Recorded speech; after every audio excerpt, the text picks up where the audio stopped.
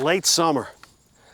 All different kinds of plants are producing their seeds. So it's time for us to collect them and store them and plan for next spring's garden. Of course, there's a lot of reasons why you might collect these seeds, or any kind of seeds. Might be an heirloom variety, might be a very rare plant, or as it is in this case, it might be a plant that if we let all these seeds fall to the ground, we'll have far too many of them in one spot. This is a pulpy fruit. The seed is inside that little berry. What we want to do is macerate it and get that outer coating off. Maceration is getting it wet and then getting the pulp off. If we're collecting dry seeds, like these off a purple coneflower, they're ready to store just as they are. But the pulpy fruited ones we'll have to do something different with. Today I'd like to show you a couple of different ways to collect and store seed for next season. Mother Nature has designed seeds to propagate the species. And with seeds like these and these that have a pulpy fruit on them, if they just fall on the ground, the pulpy fruit will rot off, the seed will spend the winter and germinate next spring. But if we're going to store these seeds, we've got to get the seeds out of there to store them dry. So we collect the seeds, we air dry them, separate the seeds from the pulp, and store the seeds that way. Dry seeds like these that came off of a black-eyed Susan could fall on the ground in the fall, and on a warm day in the winter, they might germinate. Then, a cold day in February, they'll be dead. So we need to collect these, store them air-dried, and simulate what Mother Nature does. We have to give them winter.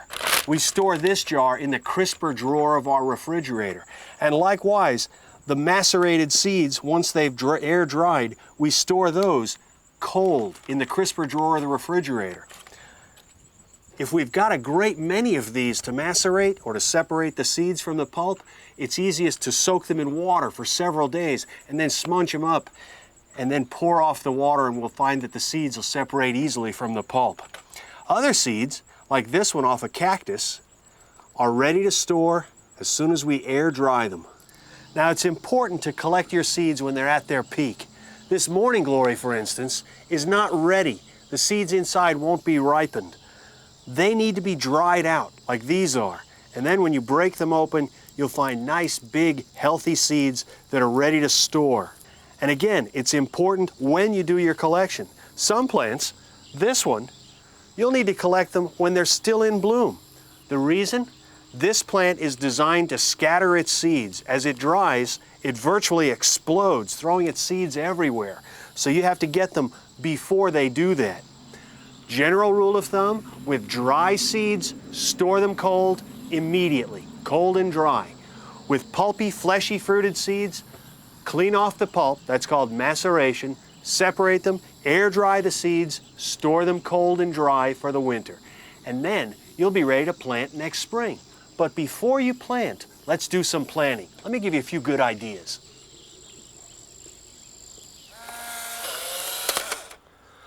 A series of photographs taken of your garden all through the growing season can reveal things to you when you're in your planting stages next January. You're housebound, it's cold, the snow is blowing, and you're looking at photos of your garden and identifying things like a bare spot here, where you might think of something this January that would go perfectly in there. But all these annuals and perennials will have died down. How will you remember where it was and what was around it? That's where photography comes in. It's a good way to memorialize your garden and help with the planting process in the winter. Believe it or not, most of the plants in this landscape are perennials and annuals, and they'll all be gone, at least the tops of them will be gone, this winter. But the perennial plants will be back next spring. So it's a good idea to label them so you know where they are and don't plant anything right on top of them. And a great label is a part of a Venetian blind.